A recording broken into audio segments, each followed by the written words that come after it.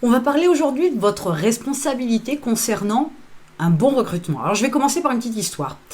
J'ai un client qui vient de se tromper 4 fois d'affilée, j'ai bien dit 4 fois d'affilée, dans son recrutement, et je parle sur un poste identique.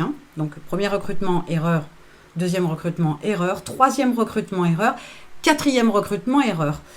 Eh bien, la déduction, quand même, elle doit être claire et elle doit être évidente pour vous, comme pour tous les entrepreneurs. C'est que si vous faites 4 fois la même erreur, et là je parle de recrutement, c'est peut-être que votre stratégie de recrutement n'est pas bonne.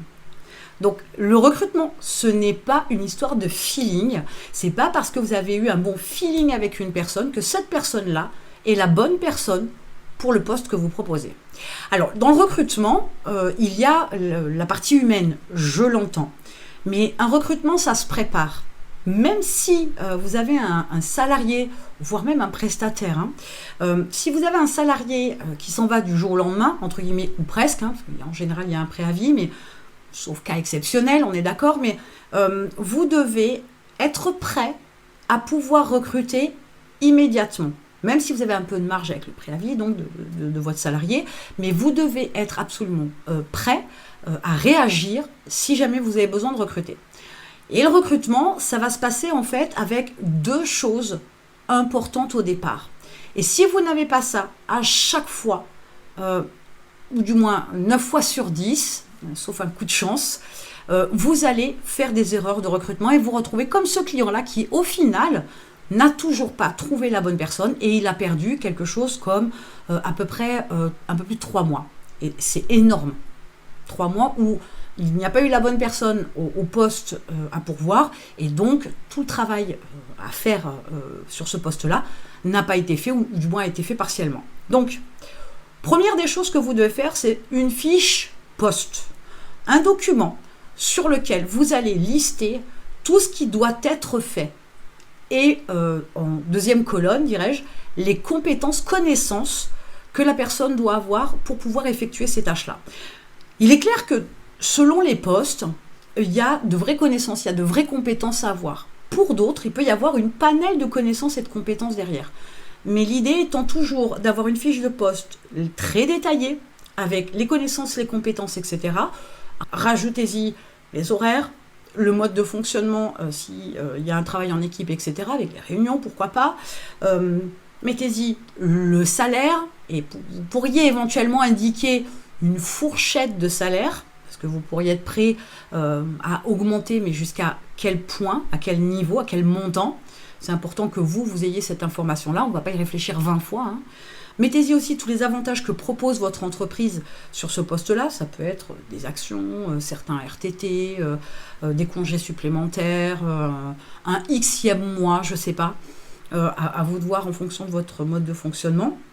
Donc, mettez-y toutes les informations concernant le poste. Ça, c'est la première des choses. Plus c'est détaillé, plus il y a d'informations, plus ce sera clair et précis pour vous.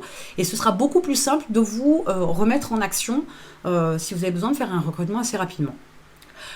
La deuxième chose dont vous avez besoin, c'est, comme vous avez fait la fiche de poste, vous allez faire la fiche de l'être humain, de la personne. Et là, vous allez lister les qualités, les caractéristiques, les attentes que vous avez vis-à-vis de la personne en face. Je vous donne un exemple.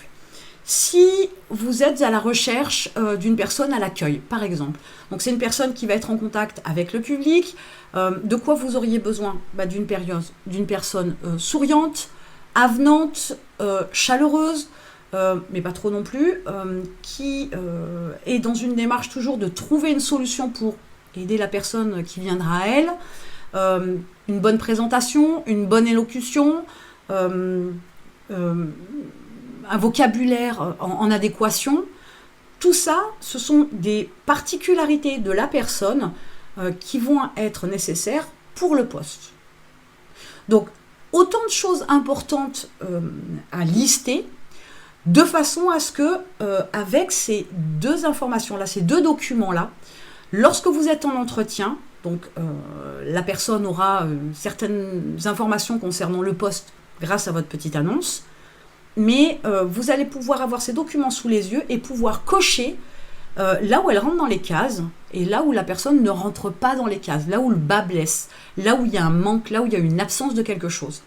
Et c'est important de ne pas travailler avec une histoire de feeling, parce que pour plein de raisons. Peut-être que le jour de l'entretien, vous êtes plutôt off. Vous n'êtes pas forcément en forme, vous n'avez pas le mood, vous ne captez pas tout, vous êtes peut-être même contrarié par quelque chose.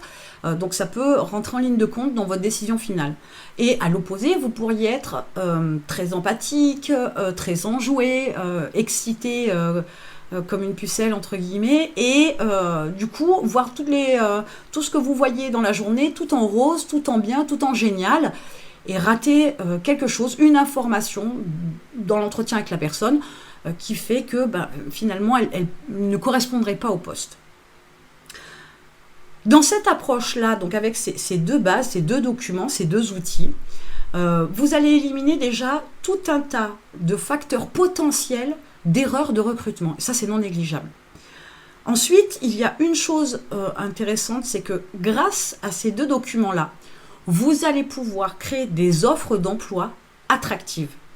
Vous allez pouvoir parler de manière plus précise à la personne que vous souhaitez recruter. Toutes celles qui ne rentreront pas dans les informations que vous indiquerez dans vos petites annonces ne se sentiront donc pas concernées. Si elles ne se sentent pas concernées, elles ne viendront pas à vous. Donc c'est autant de CV, c'est autant d'entretiens éliminés, puisque de toute façon, elles ne correspondront pas au poste. C'est quelque chose que les salariés, mais pas que, l'être humain de manière générale, globale, c'est quelque chose qui fait instinctivement. C'est-à-dire que quand il va lire la petite annonce, si effectivement vous avez indiqué certaines caractéristiques, etc., connaissances, compétences, et qu'elle n'a pas, tout de suite, elle n'ira pas. Elle ne postulera pas, elle ne viendra pas vers vous, même si potentiellement elle pourrait faire l'affaire. Hein. Donc ça va éliminer aussi tout un tas de touristes, tout un tas de profils qui ne rentreront pas dans les cases et qui vous feront perdre du temps. Donc le petit bonus dans l'idée, c'est ça, c'est grâce à ces deux outils-là, vous allez pouvoir aussi faire des petites annonces de recrutement hyper efficaces, hyper ciblées, parce que vous savez exactement quel type de tâches doivent être faites, avec quel type de connaissances et de compétences, et quel type de profil, et à titre humain, là, cela peut correspondre par rapport aux attentes que vous avez. Et toutes les personnes qui ne seront pas intéressées parce qu'elles ne se sentiront pas, elles ne se retrouveront pas dans le texte de la petite annonce, ne se manifesteront pas. Donc, bien recruter, c'est une stratégie. Ce n'est en aucun cas une histoire de feeling. Le feeling peut être faussé de votre côté, mais il peut être aussi faussé du côté de la personne que vous recevez, parce qu'elle aussi, hein, elle peut être dans un bon jour, elle peut être dans un mauvais jour, elle peut ne vous montrer qu'une partie d'elle, et vous n'aurez pas su mettre le doigt sur des choses bien particulières, avec des questions bien précises, qui vous auraient permis peut-être de l'éliminer, parce qu'à un moment donné, dans une partie, elle ne rentrerait pas dans les cases. Donc, pour éviter des erreurs comme l'a fait mon client, je vous invite fortement à faire ces deux choses-là, et à pouvoir effectuer des recrutements bien plus efficaces. En attendant, une chose que vous pouvez contrôler aussi bien efficacement, c'est votre temps. Vous avez un lien dans la description, un programme qui vous apprend à contrôler votre temps et à faire ce qu'il faut, et non pas dépenser votre temps inutilement. Vous cliquez sur le lien et je vous retrouve de l'autre côté.